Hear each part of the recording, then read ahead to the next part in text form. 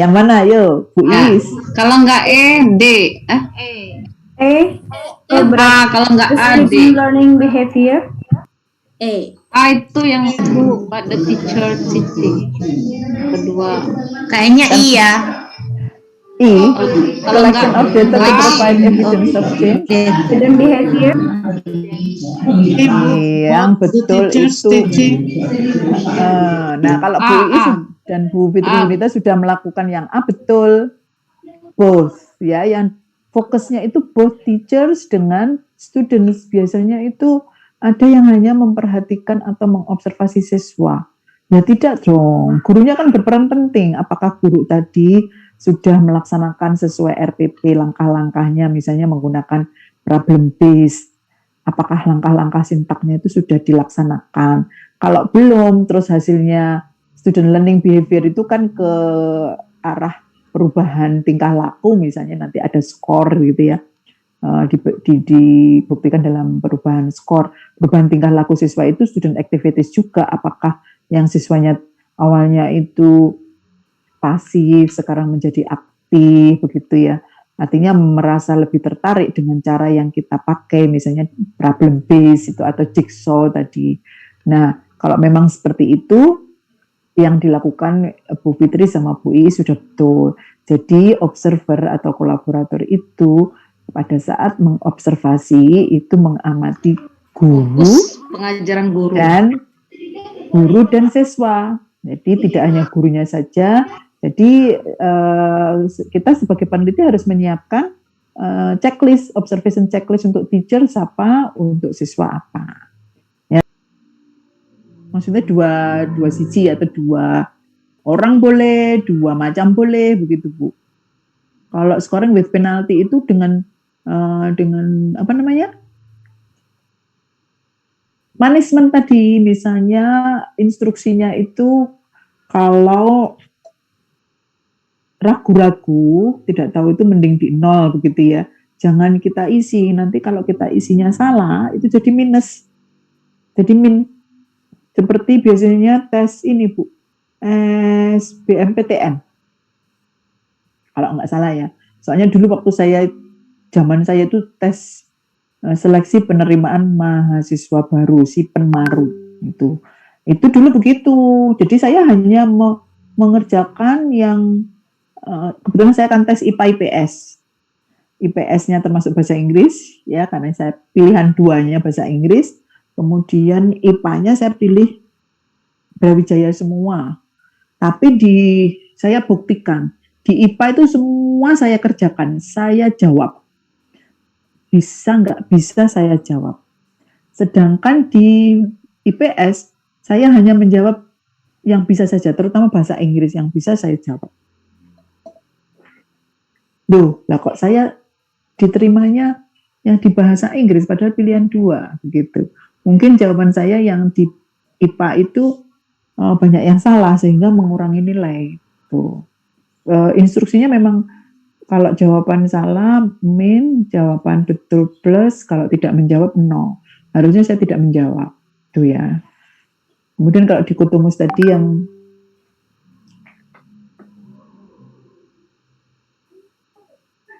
ada 1 atau lebih ya, biasanya 2 digunakan. Primary itu hanya 1 saja, kemudian Polytumus itu ada beberapa aspek penilaian, tapi nggak mungkin kalau Polytumus itu yang misalnya speaking atau writing itu yang skill gitu ya, berarti aspek penilaiannya lebih banyak. Kemudian weighted scoring itu scoringnya diberi bobot. Misalnya tadi soal nomor 1 sampai 5 bobotnya 2, soal nomor 6 sampai 10 bobotnya 3. Dan nanti kan yang betul soal 1 sampai 5 itu misalnya bobotnya 2, kalau betul semua kan 5 kali 2 sama dengan 10. Soal nomor 6 sampai 10 bobotnya 3. Kalau kita hanya betul 2 berarti 2 kali 3 sama dengan 6. Berarti soal 1 sampai 10 itu kita dapatnya 16, 10 sama 6. Nah, nanti pembagiannya berarti 10 ditambah 15, 25. Totalnya nilai akhir kita jadi 16 dibagi 25 itu ada berapa kali 100. Begitu Bu Mul? Iya, makasih Bu Peti. Iya. memang kalau bahasa Inggris itu kadang seperti yang saya sampaikan tadi di teman-teman yang angkatan 2018 itu kesulitannya justru di bahasa Inggris bukan karena tidak bisa mengerjakan. Jadi begitu saya terjemahkan di dalam bahasa Indonesia maksudnya seperti ini, oh saya tahu jawabannya begitu. Tapi kalau disuruh mengerjakan langsung begini lama banget apa gitu, terus saya tanya kesulitannya di mana? Ini memang saya nggak kurang paham ini bahasa Inggrisnya, mungkin karena kurang pajanan ya. Kalau tapi Bapak Ibu mungkin tidak ya, sering digunakan sehingga istilah-istilah itu bisa dipahami. Seperti istilah-istilah scoring, scoring rubrik itu sudah biasa kita pakai. Ini di mata kuliah language testing loh Bu Mul, mungkin Bu Mul kemarin kan pendidikan ya Bu ya, waktu S1. Iya Bu. Nah, buka buku lagi. Iya, memang ini di language testing atau assessment mata kuliahnya. Scoring di ketemu saya. Karena kebetulan saya di kelas reguler mengajarkan ini language testing.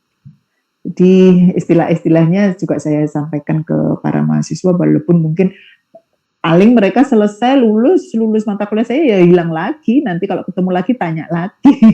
Biasanya gitu. Nah, kadang-kadang malah saya justru menjelaskannya agak susah karena saya sudah paham, lalu saya menjelaskan dalam bahasa Indonesia itu yang agak kesulitan jadinya. Gitu. Tapi kalau sudah ini contohnya begini, oh iya, itu anak reguler itu begitu. Nanti mungkin Bu Mul perlu, kalau masih ada bukunya Bu, tapi nggak usah terlalu begitu. Yang penting pelajari modul-modulnya aja, mungkin ada yang keluar dari modul, kemudian kemarin itu ada yang sudah mengerjakan sumatif ya. Nah, itu sumatif itu angkatan kemarin ada angkatan berapa itu ada yang keluar. Katanya di sumatif itu yang beberapa sumatif itu. Jadi nanti yang dipelajari modul-modulnya saja, nggak usah buku-buku kuliah dulu nanti terlalu lama belajarnya. Itu paling keluar 1-2 aja kan, nggak banyak. Mau pedagogi hanya 20 soal.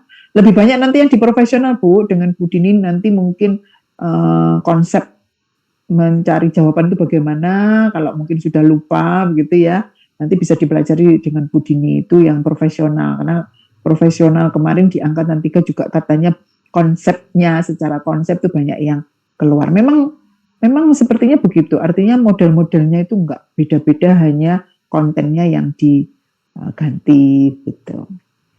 Nanti misalnya keluar jeren, apakah ada? Seringkali seorang guru harus memberikan tugas yang tidak sesuai dengan latar belakang pendidikan. Nah, kemarin kan ada beberapa yang sebelum PPG itu baru saja mengajarkan mata pelajaran yang tidak bidangnya ya, tidak bahasa Inggris. Seperti Bu Nurul itu mengajar kewira PKN gitu, PKN ya. Mungkin di tempat lain ada yang mengajarkan keterampilan begitu ya. Nah, ini kepribadian Bapak Ibu dites di sini. Apa tanggapan Anda bila menerima tugas seperti itu? Jawaban yang betul ini, menjalankan tugas dan menganggap sebagai kesempatan untuk belajar pada bidang yang belum pernah saya geluti. Kalau Bapak Ibu mau jujur, apakah Bapak Ibu juga menjawab yang E? Kalau dari kepribadian Bapak Ibu sendiri? Tidak mau. Tidak apa-apa, yang penting ini baik jawabannya. Oke, yang kedua. Terdapat 5 kriteria penilaian teman sejawat, yaitu kejujuran, kedisiplinan, integritas, tanggung jawab, dan penampilan. Agar penilaian kepada teman sejawat yang Anda lakukan objektif, maka yang dilakukan adalah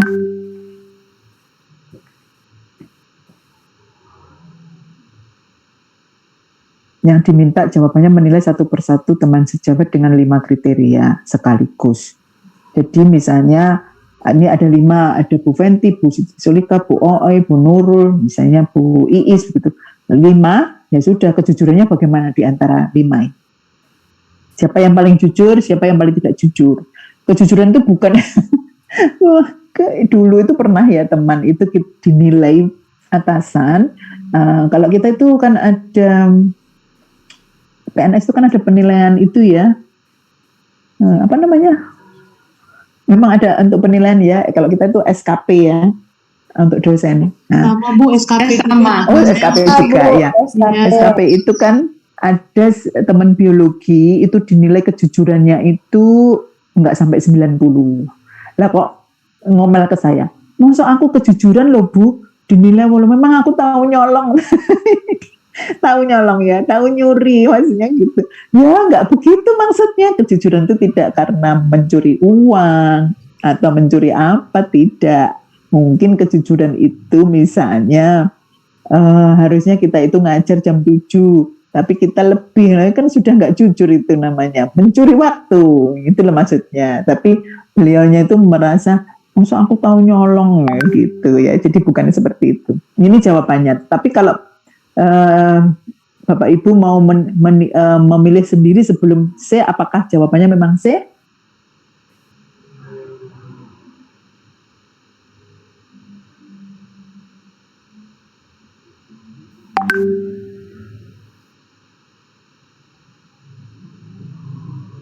Mungkin kalau saya bisa jadi, kalau tidak tahu teman sejawat itu belum kenal lama, mungkin saya akan, yang saya lakukan mendiskusikan dengan teman lainnya agar penilaian tidak tendensius dan dapat dipertanggungjawabkan. Mungkin teman yang lebih lama kenal itu akan sudah tahu ya. Iya. Ini kan subjektif banget. Ya, ini subjektif banget ini. Jadi kalau saya mungkin yang saya lakukan itu, nah malah salah jawabannya, harusnya menilai satu persatu teman sejawat dengan 5 kriteria. Jujuran, kedisiplinan, integritas langsung dinilai. Tuh. Ini yang kepribadian. Di sekolah tempat Anda mengajar mayoritas beragama Islam, namun ada juga yang non-Islam. Ketika memasuki bulan Ramadan, Anda mendapati siswa non-muslim yang sedang makan di depan kelas ketika teman-teman yang sedang menjalankan ibadah puasa. Sebagai guru, apa yang kita, bagaimana menyikapi itu?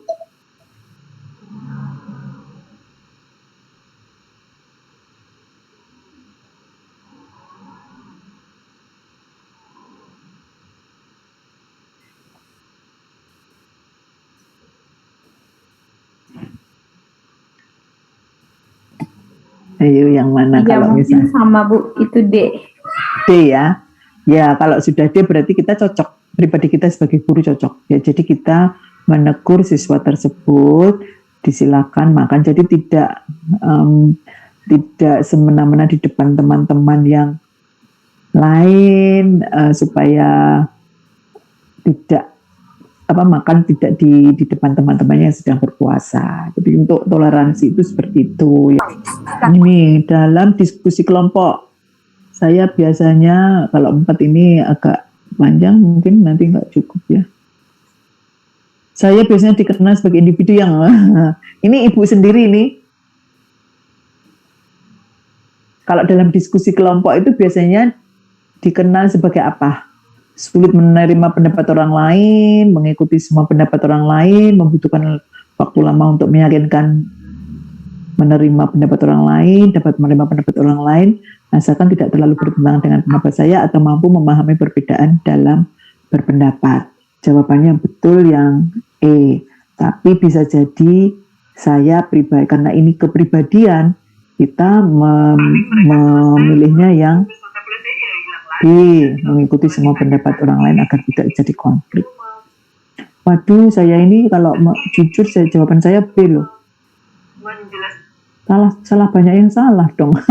Karena memang mampu memahami perbedaan dan dalam berpendapat itu juga. Tapi kalau misalnya ini tidak ada jawaban, pasti saya jawaban B. Karena saya tidak senang ada konflik, jadi saya cenderung itu. Begitu ini. Oke, ini kita stop dulu ya, karena ini soal kepribadian. Saya buka lagi yang pedagogi. Nah, jangan ya. Kemudian seorang guru yang mencari informasi tentang suatu topik, itu search-nya lamannya seperti ini. Google.com ya, karena kalau Gmail, Hotmail, ini ke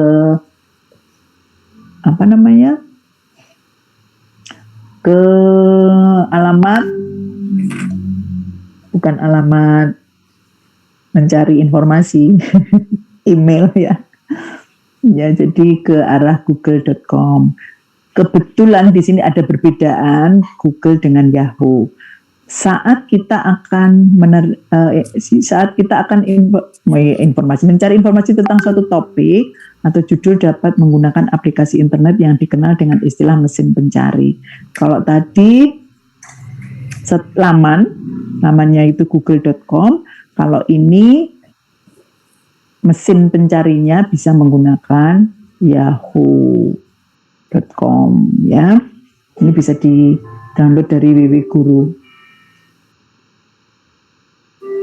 Seorang guru akan membuat media untuk menampilkan surat tabel. Nah, yang dipakai bukan PowerPoint, tetapi Microsoft Word. Kalau untuk menampilkan contoh surat, tabel, gambar, dan dokumen, aplikasi sederhana keluaran Microsoft yaitu Microsoft Word ya, bukan PowerPoint. Ini tentang TIK, ini istilah-istilah TIK. Seorang guru dapat menampilkan bahan tayang yang menarik. Nah, baru ini tadi bahan tayang menarik. Tadi contoh-contoh Microsoft Word, kalau ini bahan tayang yang menarik. Jadi PowerPoint itu bahan tayang. Perhatian siswa dalam pembelajaran. Tetap Microsoft, tapi yang digunakan adalah untuk presentasi PowerPoint. Kemudian tools pembelajaran daring online cukup banyak dan memiliki fungsi masing-masing. Salah satu fitur untuk kumpulan soal tes, sumatif atau tes di akhir pembelajaran menggunakan model kuis ya. Ini yang berikutnya kemarin sudah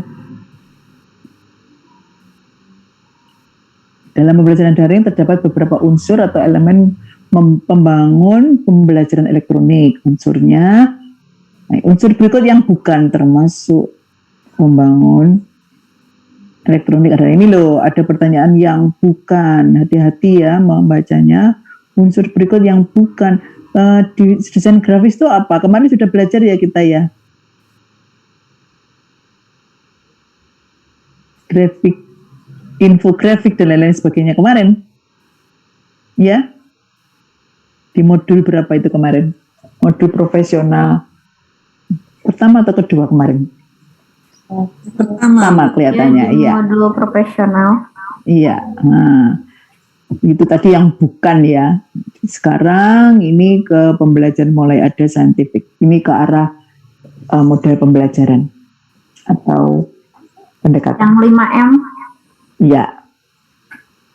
Dalam mengawali pelajarannya, Pak Ali merumuskan pertanyaan, mengumpulkan data, dan dengan berbagai teknik mengasosiasi dan menarik kesimpulan serta mengkomunikasikan. Berarti ada 5M. Merupakan model pembelajaran saintifik. Ya. Kalau ngerti ininya, kunci-kuncinya ini memberikan pertanyaan, questioning, kemudian mengasosiasi sampai mengkomunikasikan, itu berarti saintifik. Nah, kalau yang ini ada model pembelajaran apa? Dalam mengawali pelajarannya, Pak Mamas Nendar menyampaikan suatu permasalahan guna mengunggah dan menimbulkan kepenasaran para siswanya. Langkah tersebut bertujuan untuk mendorong para siswa agar mau mengembangkan kreativitasnya. Langkah yang dilakukan Pak Mamas Nindar itu merupakan bagian dari model pembelajaran apa? Menyampaikan permasalahan. Jadi di sini kalau ini di bahasa Inggris kan, penemuan itu bahasa Inggrisnya apa? Discovery learning. Discovery. Ya, jadi nanti harus hafal istilahnya ya kalau di bahasa Inggris kan. Kalau keluarnya ini tapi di bahasa Inggris kan harus tahu. Ini yang bahasa Indonesia ya. Nah, kalau ini 61 mungkin juga keluar besok itu, tapi bisa dalam bahasa Inggris. Pak Larso melaksanakan pembelajaran dengan menggunakan masalah sebagai langkah awal. Jadi kalau masalah sebagai langkah awal sebetulnya ada dua nanti ya. Dalam mengumpulkan dan mengintegrasikan pengetahuan baru berdasarkan pengalamannya. Dimulai dengan memunculkan pertanyaan penuntun, guiding questions, dan membimbing peserta didik berkolaboratif yang mengintegrasikan berbagai subjek atau materi dalam kurikulum. Pembelajaran yang dilaksanakan oleh Pak Larso merupakan model pembelajaran. Nah, Bapak Ibu kan sudah tahu ya bedanya project based learning dengan problem based learning. Apa bedanya? Kalau project dia menghasilkan produk ya, Bu. Untuk di awal, apakah sama menggunakan masalah sebagai langkah awal dalam mengumpulkan dan mengintegrasikan pengetahuan baru? Kalau awal masalah stimulus ya, PBM. Pertanyaan dasar Bu untuk proyek, memberikan pertanyaan dasar. Jadi sudah tahu bedanya sedikit, walaupun sedikit ya, beda di akhir jelas, tapi di awal itu jangan-jangan nanti yang dipilih ini problem base, karena kemarin mungkin hampir semuanya model pembelajaran yang di RPP Bapak Ibu itu problem base, bukan project base, karena waktu ya. Kalau project itu kan agak lama, kalau waktunya cuma beberapa menit, apalagi kemarin 30 menit pas ini pas apa namanya? Kurikulum darurat itu 1 JP-nya 30 menit, apakah cukup untuk project base? Tapi nanti kalau misalnya di kelas Buryama itu 45 menit begitu ya, itu mungkin bisa digunakan. Tapi ya mungkin kurang kalau 2 JP. Nanti silahkan dipraktekkan pada saat kembali ke kelas, sudah tidak direkam untuk PPG, silahkan dipraktekkan yang project base ya, tidak hanya yang problem base. Yang problem base sudah berulang kali supaya ada sesuatu yang baru dan waktunya cukup, silahkan project base. Ya mungkin tidak semester ini, karena semester ini sudah selesai ya, mungkin semester depan. Nah ini yang problem base. Bu Rum ini melaksanakan pembelajaran yang mengakomodasi semua anggota kelompok, mengungkapkan pendapat, ide, dan tanggapan terhadap skenario secara bebas, sehingga dimungkinkan muncul berbagai macam alternatif pendapat. Ini problem base, jadi diberikan stimulus tadi. Agak berbeda sedikit, problem base ya. Kalau ini coba project base lagi. Ketika memulai pembelajaran, Bu Dwi Wahyu menyodorkan sebuah isu aktual dalam bentuk pertanyaan yang memerlukan solusi. Lalu dalam bentuk kelompok-kelompok, jadi kalau proyek itu mesti bentuknya kelompok-kelompok kecil, diminta untuk mencari alternatif. Jadi ini namanya project base. Mohon maaf Bu, Ya, di situ ada memerlukan solusi, jadi bisa miskonsepsi ke problem ya. nah makanya. Alternatif solusi. Tapi di sini kan di kelompok kecil-kecil, jadi artinya proyek itu kan dikelompokkan. Oh, untuk Kalau ini problem tidak? Apa tidak? Kalau problem ini tadi kan secara semua anggota kelompok mengungkapkan pendapat. Nah kalau ini nanti mungkin perwakilan kelompok. Kelompok kecil ya, jadi semua anggota kelompok itu berarti semua bisa bebas walaupun ada kelompok. Kalau di sini dibuat kelompok kecil dulu untuk alternatif solusi, sehingga nanti masing-masing kelompok mungkin ada perbedaan solusi. Kalau ini kan bebas semuanya. Oh iya Bu. Nah jadi hati-hati ya. Kadang kita nanti di dalam bahasa Inggris, apalagi kalau ini di bahasa Inggris kan nanti akan sedikit terkecoh. Bisa terkecoh. Bisa terkecoh, hati-hati. Jadi makanya kalau saya pahami, mahasiswa yang belum bisa lulus sekali tes itu mungkin masih terkecoh dengan istilah-istilah saja. Kan kalau kita pelajari soal-soal itu banyak yang menggunakan istilah yang mungkin sebelum PPG itu kita tidak menggunakannya. Sehingga pada saat PPG ini kita pakai pun kan waktunya tidak panjang. Nggak tahu nanti yang prajab ya. Kalau yang darjab itu kan seperti dikejar harus mengerjakan LK begitu ya Bu ya? Iya Bu. Jadi harus ada LK, harus video misalnya seperti itu. Jadi mungkin kurang menikmati pada saat kita membuat dokumen pembelajaran. Tapi tidak apa-apa, kan memang darjab itu sudah dianggap guru yang sudah mengarah ke profesional, sudah kurang sedikit profesional. Tapi kalau prajab itu kan guru yang walaupun guru tapi belum dianggap sudah mengajar, sudah berpengalaman, jadi masih tapi kemarin tuh pesertanya ada yang sudah hampir 10 tahun mengajar loh, karena tidak mengikuti ujian yang Daljab sehingga ikut di Prajab. Saya tanya, kenapa nggak ikut yang Daljab, Pak? Waktu itu begini-begini ini, jadi ya sudah saya ikut yang ini aja begitu. Jadi ya memang ada yang sudah pengalaman, tetapi kalau Prajab nanti karena waktunya panjang, makanya dianggap belum berpengalaman. Kalau ini nampak belum saya munculkan jawabannya, kira-kira apa?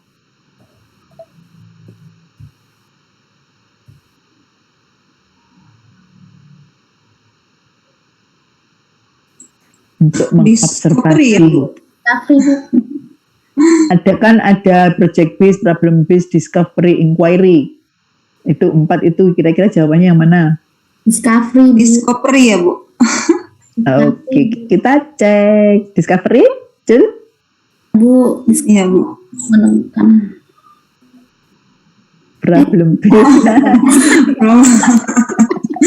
Ayo, coba kita kita pantengin di mana yang membuat terkecoh. fenomena ya, karena ada di situ.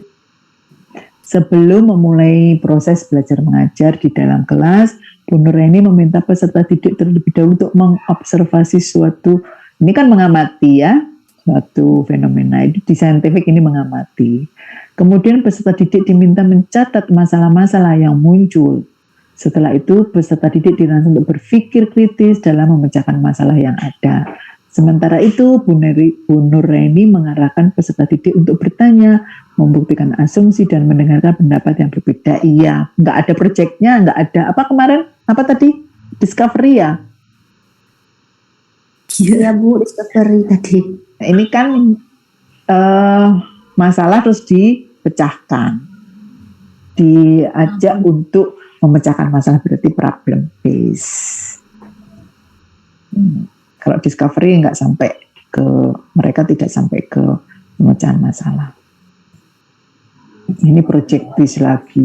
Ini sepertinya kita PBL sama PJBL aja kayaknya Bu ya. Fokus. Iya, kalau ini kan memang 2021 kan model pembelajaran yang disarankan kan memang PBL dengan project based, makanya ini soal-soalnya dibolak-balik hanya begitu saja.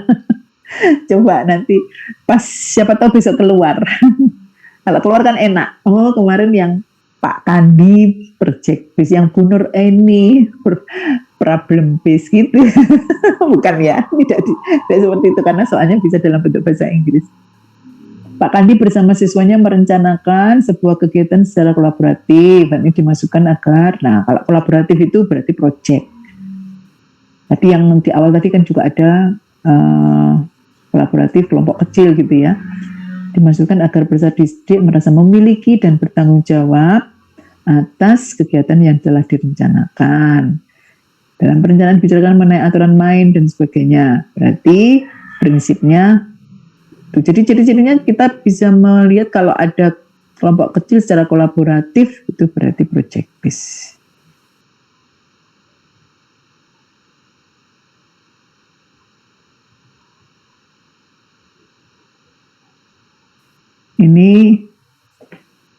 Ini urutannya untuk project based Bapak Ibu. Kalau dalam bahasa Indonesia ada 6 di sini, 1, 2, 3, ini bisa diacak besok itu. Disuruh mengurutkan ya. Penentuan pertanyaan mendasar, mendesain perencanaan proyek, menyusun jadwal, memonitor peserta didik dan kemajuan proyek, menguji hasil, mengevaluasi. Lah, ini mendesain perencanaan proyek itu sudah bisa dikelompokkan. Kalau di sini pengelompokan bisa sampai di mendesain. Jadi awalnya penentuan pertanyaan mendasar itu sudah semua bisa, lalu dikelompokkan. Urutannya 1, 2, 3, 4, 5, 6. Ini perhatikan langkah-langkah kegiatan pembelajaran yang masih acak berikut ini. Jika langkah-langkah tersebut disusun mengikuti urutan model problem based, ayo mana mau belum tak keluarkan ini jawabannya. Problem. Yang problem. Iya. Orientasi siswa belajar. Orientasi pada masalah. 21, 3, 4. 21, 3, 4. Oke, hampir semuanya memilih 2134 tadi Bu Riyama ya. Nah, udah 100. Berarti besok harus betul ya. Kalau keluar semoga keluar. 2314. Ya, Kedua 2314. 2314. Iya. Tadi yang dijawab 2134 ya? Iya, Bu. Iya Bu. Jadi betul. Berarti sudah hafal prosedurnya. Nah, ini. Perhatikan langkah-langkah kegiatan pembelajaran berikut ini. Fase-fase pembelajaran tersebut merupakan fase dalam pembelajaran dengan model apa? Yuk. Orientasi learning. siswa pada masalah. Bolak-balik. IBL. Belum. Nah, tadi kan 4, ini 5. Ada yang 6. Jadi dibolak-balik saja. Tuh. Ini hanya PBL dan PJBL yang besok itu kalau keluar dibolak-balik, jadi hati-hati jangan sampai salah memilih. Apakah ada soal KKM ya kira-kira ya?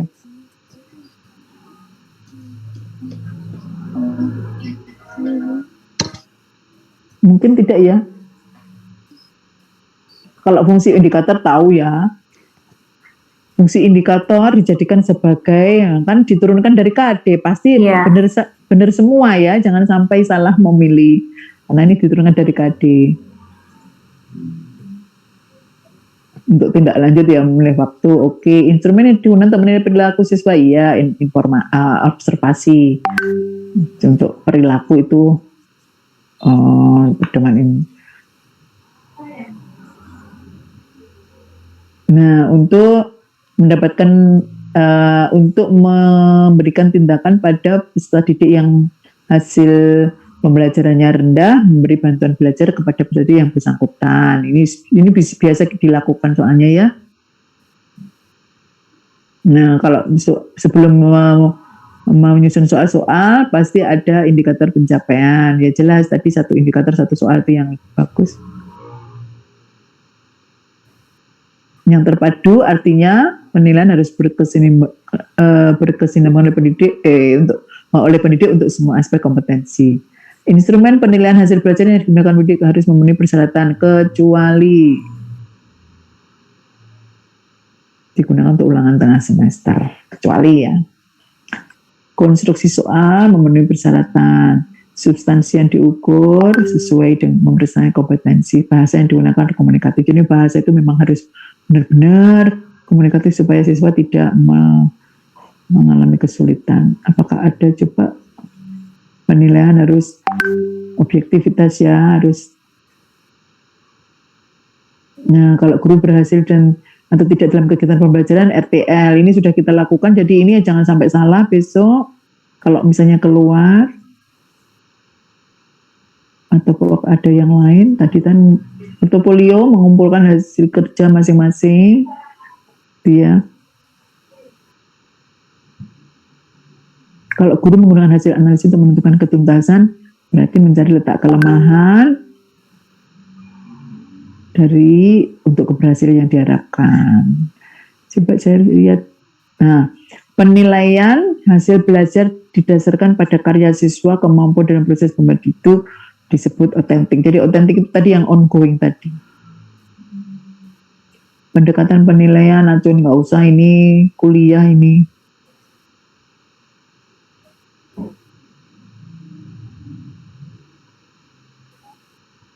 Malib. Ya, sudah jam 11. Bapak Ibu sudah capek ya? Nanti mungkin kalau mau soalnya bisa bisa di-share.